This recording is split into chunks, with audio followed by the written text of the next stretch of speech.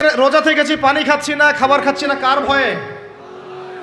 গোসল করার সময় এক ঢোক পানি খেলে কে দেখবে? এই চেতনা তখন কাজ করে, তখন কাজ করে না? চুপ করে এক লোকমা ভাত খেলে কে দেখবে? কেউ দেখবে? আল্লাহ ছাড়া কেউ দেখবে? কেউ দেখবে না। তারপর আপনি খান না কেন? আপনি খান না কেন? কারণ আপনি অনুভব করেন যে আল্লাহ পাক আমাকে দেখছেন। এটাই হলো ইহসান। এটার নাম কি?